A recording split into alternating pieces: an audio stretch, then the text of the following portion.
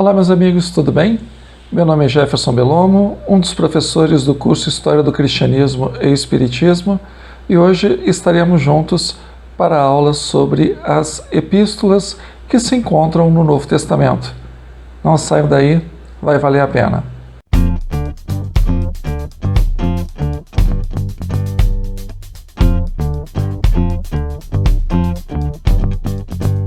Vamos falar então dos aspectos gerais das epístolas.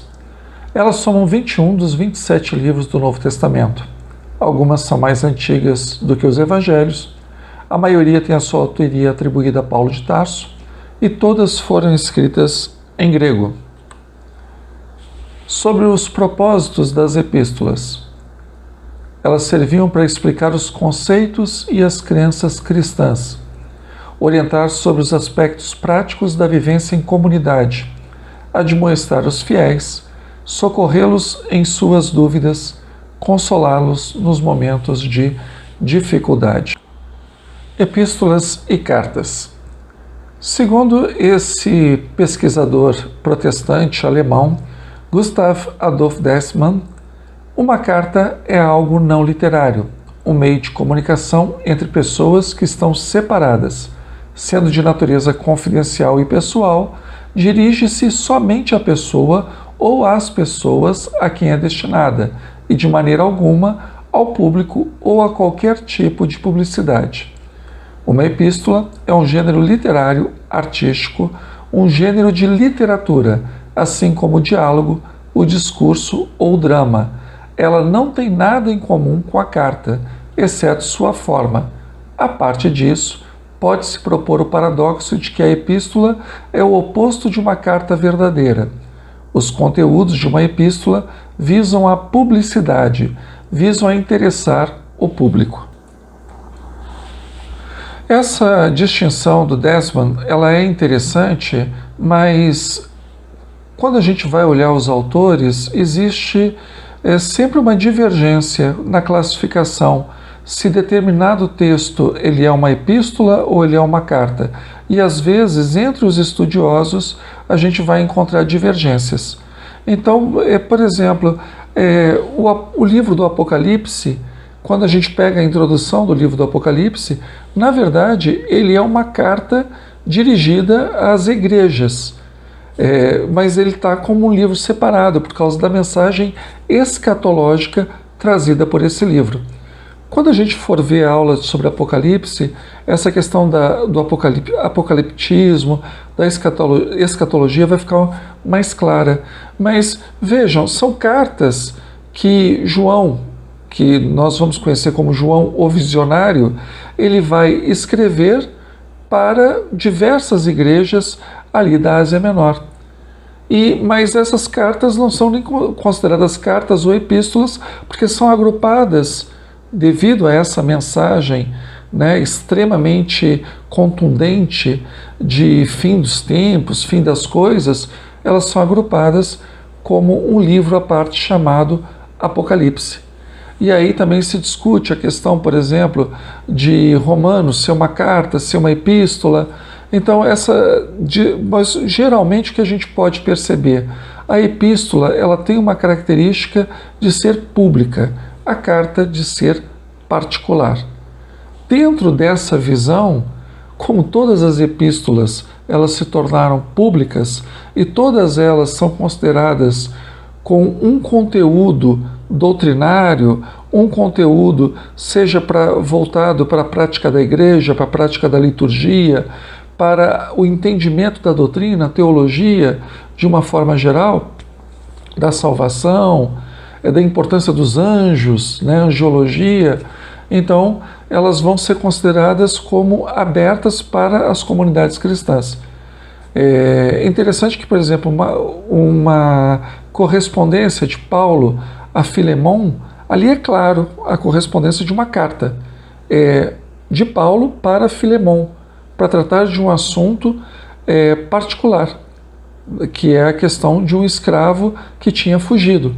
Ali está muito característico, mas outras essa diferença não é muito clara. Mas isso são aspectos que é interessante a gente conhecer mas não precisa quebrar a cabeça em relação a isso.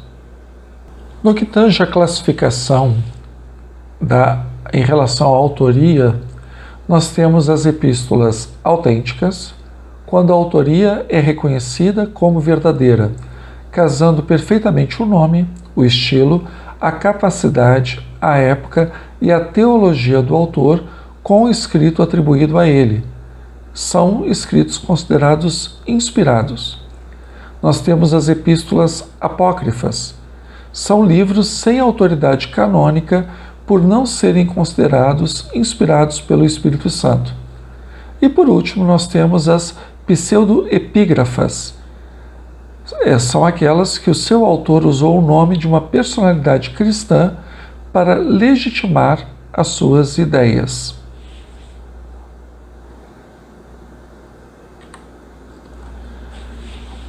Conversa-se muito a respeito do uso do secretário para a composição de uma epístola.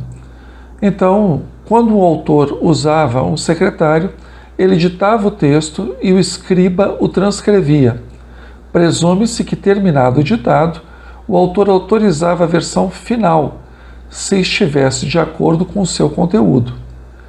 Quando o autor, Pedro, por exemplo, indica ter escrito o livro por intermédio de Silvano, está indicando não o nome de seu secretário, mas da pessoa que levava a carta aos destinatários. O autor que editasse uma carta em grego para o secretário teria de ser fluente em grego. Não existe casos no mundo antigo de alguém escrever um ensaio epistolar para outra pessoa e colocar o seu nome no lugar do autor. Essa questão do secretário, ela aparece bastante para justificar a autenticidade das epístolas. Então, primeira e segunda epístola de Pedro, primeira, segunda, terceira de João, epístola de Tiago, as epístolas de Paulo, eles utilizam as pessoas, que são os crentes da fé, eles utilizam bastante a hipótese do secretário para justificar, olha, foi Pedro que escreveu, ou se Pedro não escreveu, ele ditou e alguém escreveu por ele, ou, por exemplo, a pessoa traduziu as ideias de Pedro do aramaico para o grego. Mas a gente tem que tomar muito cuidado, porque quando a gente vai comparar a forma da utilização de um secretário na composição de documentos, normalmente o que acontecia? O autor ditava a carta, o secretário colocava no papel, o autor depois autenticava essa carta como sua. Não existe uma delegação de, olha, as minhas ideias principais são essas, você coloca no papel e depois eu vejo como é que está. Isso não existe relato na antiguidade que funcionasse dessa forma. E também algo que é importante entender é que, como as epístolas foram escritas em grego, existe também, para a maioria delas, se não todas, artifícios que são próprios do idioma, que não são meras traduções, por exemplo, de semitismos do hebraico ou do aramaico para o grego. Porque determinadas expressões, determinadas construções só fazem sentido no idioma, que no caso é o grego, onde essas epístolas foram escritas. E da mesma forma, existe também, em boa parte delas, um raciocínio que é próprio da filosofia grega. Muito pouco provável que, por exemplo, um pescador analfabeto, como seria o caso de Pedro, como seria o caso de João, ou, por exemplo, Tiago, irmão de Jesus, que seria um trabalhador braçal ali da Galileia, que trabalharia com Jesus em Séforis, ou Judas, o irmão de Jesus e de Tiago, eles tivessem condições de fazerem verdadeiras dialéticas gregas, da filosofia grega, para colocar numa epístola cristã. Então tem que se tomar muito cuidado com essa hipótese do secretário, porque muitas pessoas justificam assim: ah, o estilo de tal epístola é diferente porque ela usou um terceiro para escrever. Mas isso é uma forçação para tentar encaixar uma pretensa autoridade inspirada, né, a questão da inspiração pelo Espírito Santo, com alguém que nós temos a certeza de que não foi o autor daquela epístola.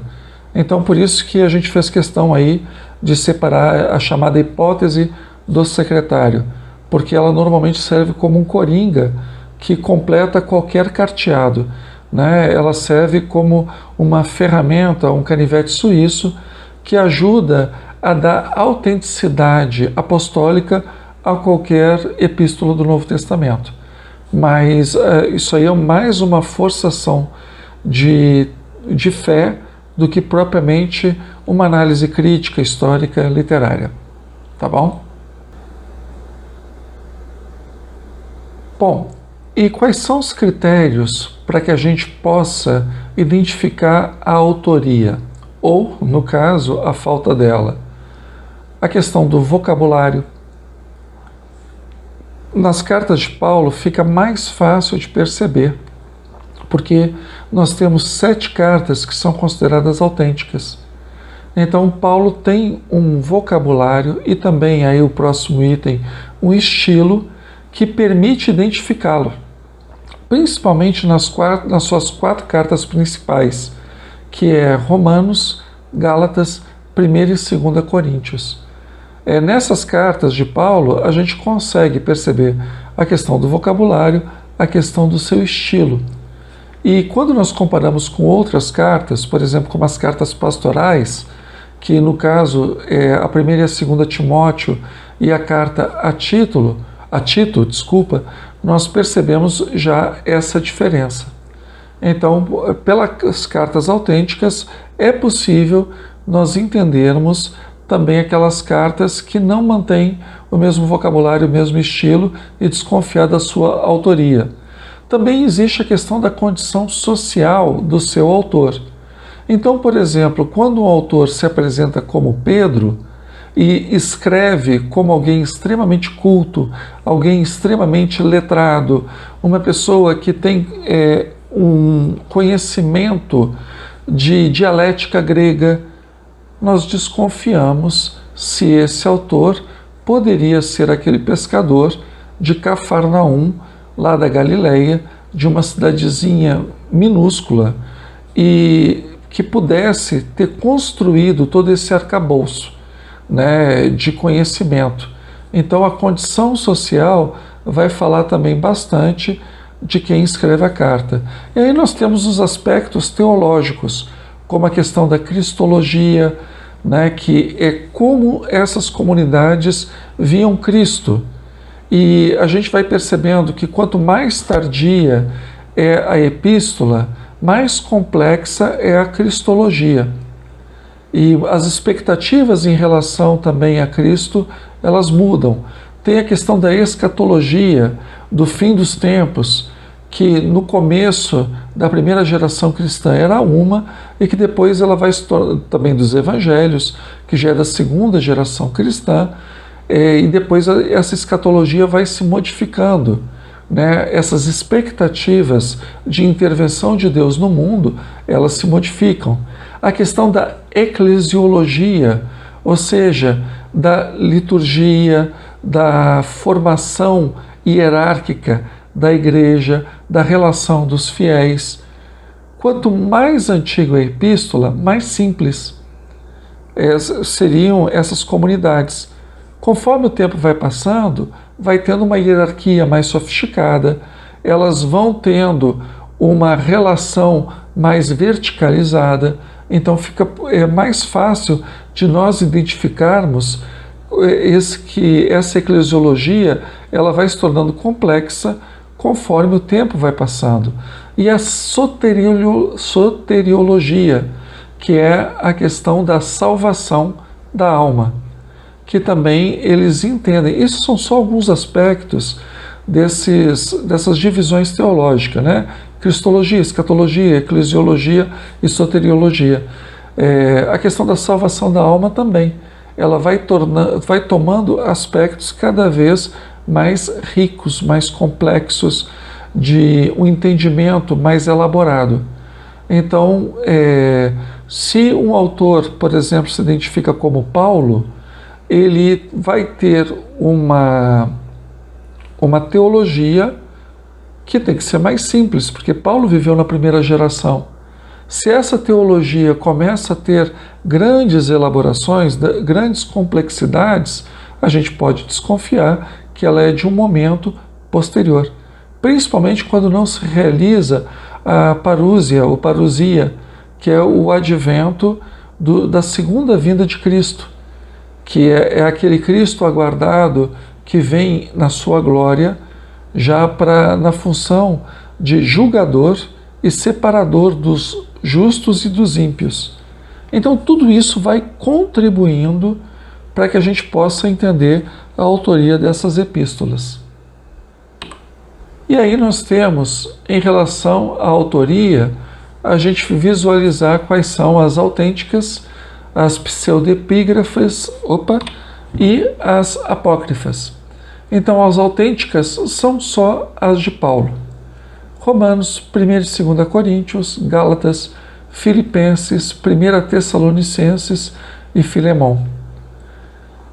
Das pseudepígrafas, ou seja, alguém que utilizou o nome e a autoridade de Paulo para legitimar o seu ponto de vista, os estudiosos, pelo menos a maioria deles, vai entender que já é de uma terceira geração de cristãos, pelo menos uma terceira geração, a carta aos Efésios, aos Colossenses, a segunda aos Tessalonicenses, a 1 Timóteo, 2 Timóteo, Tito e Hebreus. E Hebreus foi atribuída a Paulo bem posteriormente, como a gente vai ver. As católicas, todas são pseudepígrafes. Nós vamos explicar porque essa terminologia é católica ou geral. Então, Tiago, 1 e 2 de Pedro, as 3 epístolas de João e a epístola de Judas, existe um consenso entre os estudiosos que nenhuma delas é da autoria que leva o nome. E aí nós temos as apócrifas que nem entraram no Novo Testamento, como a Epístola dos Apóstolos, a Epístola de Barnabé, a Epístola dos Coríntios a Paulo, a 1ª e 2ª Clemente, a Epístola aos Esmirniotas, aos Laodicenses, a Epístola de Pedro a Filipe e a 3ª a Coríntios. Vamos falar então das Epístolas Paulinas. Ao final do século I, as cartas já estavam sendo reunidas. A segunda epístola de Pedro se refere a todas as cartas de nosso amado irmão Paulo e talvez aluda a um corpus paulino coletado.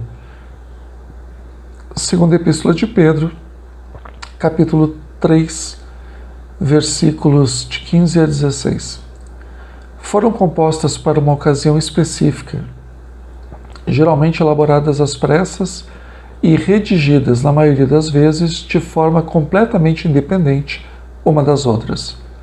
Foram enviadas à comunidade e indivíduos para expressar sua presença e autoridade apostólica na edificação de igrejas cristãs. Ele, Paulo, utilizou o gênero da carta como um meio de difundir sua compreensão do evangelho cristão e especialmente de aplicá-lo aos problemas concretos que surgiram nas áreas que ele não podia visitar pessoalmente na ocasião.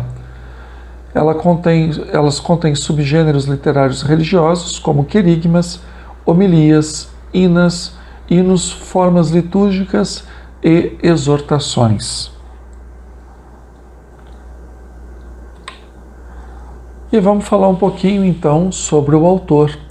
Nós já comentamos sobre Paulo quando nós fizemos a aula sobre a igreja, os gentios, mas para que a gente relembre, segundo aquilo que consta na Nova Aliança, no Novo Testamento. Então nós não vamos entrar aqui no aspecto histórico, mas nas informações que são colocadas, já que a gente sabe que Atos dos Apóstolos ele é uma grande apologia ao movimento cristão, mas não necessariamente ele é fidedigno do ponto de vista histórico. Mas nós vamos aqui considerar Atos dos Apóstolos para efeito de informação do perfil que os cristãos tinham a respeito do autor dessas epístolas. Paulo nasceu em Tarso, na Cilícia. Ele possuía cidadania romana e era fariseu da tribo de Benjamim. Ganhava vida como fabricante de tendas, tinha uma irmã casada em Jerusalém, frequentou a escola do famoso rabi Gamaliel. Era zeloso das tradições religiosas do seu povo. Foi perseguidor dos cristãos, testemunhando a lapidação de Estevão. Converteu-se após ter a visão de Cristo ressuscitado. Viajou para pregar o evangelho para os gentios, morreu martirizado em Roma, segundo a tradição cristã. E aí a gente fez questão de colocar as referências para que vocês possam, com calma, dando uma pausa no vídeo, acompanhar da onde foram extraídas essas informações.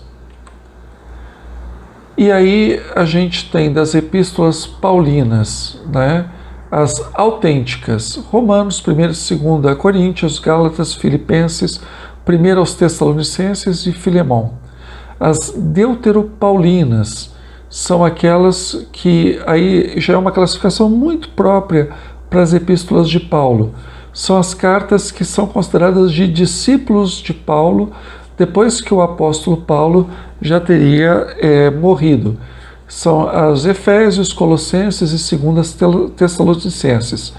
Depois tem as pseudônimas, que são aquelas que assinam em nome de Paulo, que é a 1ª e a 2ª Timóteo e a Tito, que também são chamadas as cartas pastorais, porque elas falam bastante da orientação de como devem agir os líderes das igrejas. E por último, aquela que foi atribuída a Paulo, depois de muita discussão, a Epístola aos Hebreus. Mas, para deixar bem claro, de Paulo mesmo, são consideradas autênticas a que estão no quadrado verde. A que está no quadrado laranja, azul e roxo, essas daí, existe quase uma unanimidade de entender que elas não são de Paulo, tá? Algumas a gente poderia até dizer que são, as pessoas assinam, põe uma assinatura falsa de Paulo para legitimar a sua ideia. E nem sempre a gente vai ver que a teologia desses autores, ela concorda com a teologia paulina autêntica.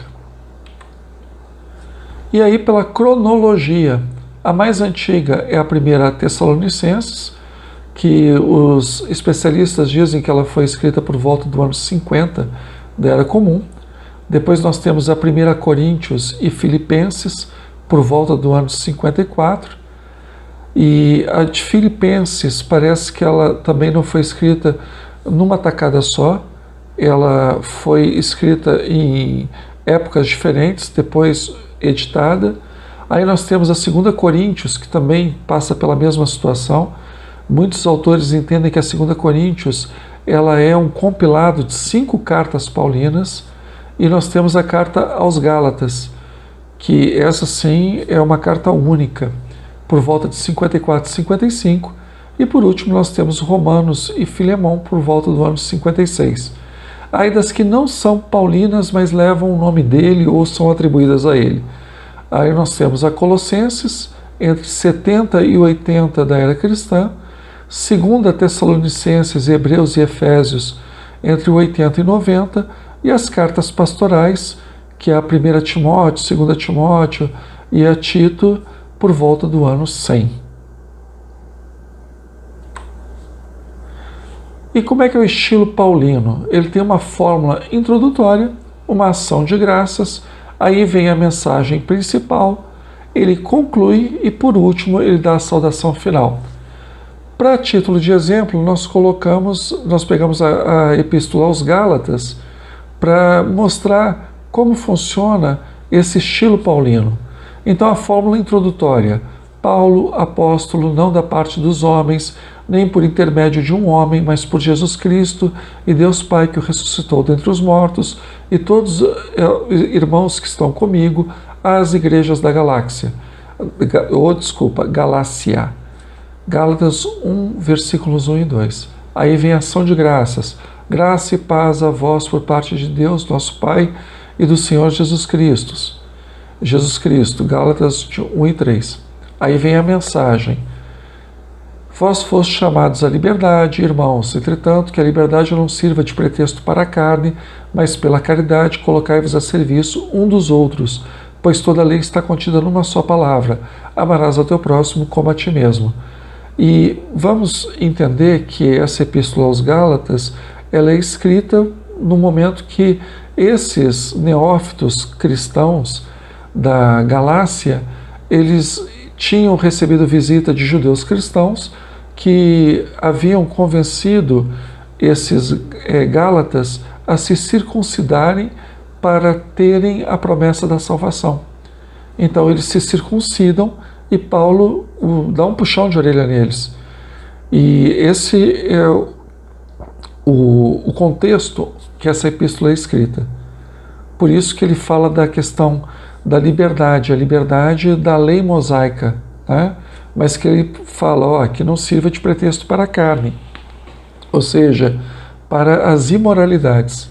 Aí ele conclui: de resto, nem a circuncisão é alguma coisa, lembrando, né, essa questão que essa comunidade estava vivendo com judeus cristãos a respeito da exigência ou não da circuncisão. Então, nem a circuncisão é alguma coisa, nem a incircuncisão, mas a nova criatura. E a todos que pautam sua conduta por esta norma, paz e misericórdia sobre eles e sobre Israel de Deus. Gálatas 5, 15 e 16. E por último, a saudação final. Irmãos, que a graça de nosso Senhor Jesus Cristo esteja com o vosso espírito. Amém. Gálatas 6, 18. Claro que isso aqui a gente pegou só os tópicos principais do estilo paulino, mas é só para dar uma ideia. Vai ler a epístola toda, são 6 capítulos. E aí vamos falar das epístolas católicas ou gerais. A autoria é afirmada pelo escritor, então Tiago, Pedro e Judas, ou pela tradição, que é o caso das epístolas de João. O termo católicas foi pela primeira vez aplicado a 7 cartas como um grupo por Eusébio de Cesareia, né, que viveu entre 265 e 340. As cartas não são endereçadas a igrejas ou pessoas individuais, mas escritas coletivamente a todas as igrejas. Ressaltam um aspecto da fé cristã, como, por exemplo, a primeira Pedro, a paciência cristã, a primeira João, o amor cristão, e da ética cristã na epístola de Tiago. Aí a questão da cronologia das epístolas gerais, né? Tiago, por volta do ano 80, Judas, por volta do ano 90, as epístolas joaninas, entre os anos de 90 e 100, e as 2 epístolas de Pedro, por volta do ano 80, a primeira, e 120 a 150, que é a epístola mais tardia, a segunda de Pedro. Por último, nós temos a questão da epístola aos Hebreus. A sua atribuição a Paulo remonta pelo menos ao final do século II, na igreja de Alexandria. Ela não possui saudação que mencione o nome do autor. O título aos Hebreus remonta ao último quarto do segundo século, da Era Comum, e faz menção à libertação de Timóteo e ter sido escrita em Roma. Isso a gente vai encontrar em Hebreus capítulo 13. Por isso que se entende que ela seria da autoria de Paulo, por causa de Timóteo e da menção a Roma.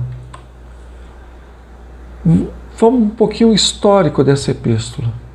Um dos padres da igreja, né, a época da patrística, os padres que formaram a doutrina do cristianismo, Tertuliano, ele atribuía a Barnabé, e Orígenes acreditava que o autor era um seguidor de Paulo, mas nenhum dos dois reputava a epístola ao próprio Paulo. Ela não está listada como escritura nas listas ocidentais, como o fragmento muratoriano, o códice claro-montano, de 300 da Era Comum, e o cânone africano, de 360. Ela tem um paralelo com a Epístola de Clemente aos Coríntios, que foi escrita por volta de 95 da Era Comum, principalmente entre os trechos dessa Epístola de Clemente e Hebreus, capítulo 1, versículo 3 e seguintes. Clemente, que foi um bispo em Roma, defendia a autoria paulina, mas é muito evidente a diferença de vocabulário, de estilo e de teologia. E por último, nós temos a nossa bibliografia. E no caso, esse primeiro livro aí, ele é muito interessante porque ele faz um apanhado, um estudo muito bom, é um livro fininho do Klaus Mitchell Bull, que é o Panorama do Novo Testamento, para aqueles que querem saber dos evangelhos, das epístolas e do Apocalipse. É um livro muito legal que a gente sugere. E o outro, que é o penúltimo, é do Brodus David Haley, que é a Introdução ao Estudo do Novo Testamento, que é da Juerp. Mas o Haley, ele tem uma visão, como a gente pode falar assim, uma pegada mais evangélica, de tentar comprovar que os autores que as epístolas levam o nome foram os mesmos que escreveram e que todas que estão no Novo Testamento são divinamente inspiradas. Então, meus amigos, essa foi a nossa aula sobre a epístola. Nós não tratamos epístola por epístola, mas a ideia é dar uma visão geral sobre a matéria. É muito importante ler as epístolas para entender a formação do pensamento cristão, principalmente das cartas paulinas, por conta do seu pioneirismo. Afinal de contas, são os primeiros escritos do cristianismo, são anteriores aos próprios evangelhos canônicos. Então, é uma matéria muito interessante. Espero ter contribuído. Não deixem de fazer seus comentários, colocarem as suas dúvidas, até as suas discordâncias, e dar o seu like, né, dar a sua curtida, porque é uma forma de promover também o nosso canal. A gente não ganha um centavo, o nosso estudo é com o objetivo realmente de passar conhecimento para as pessoas. Então, como diz o Espírito Emmanuel, a melhor forma de divulgar, de fazer uma caridade pelo Espiritismo, é divulgando a sua mensagem. Um grande abraço, até a próxima, fiquem com Deus e bons estudos.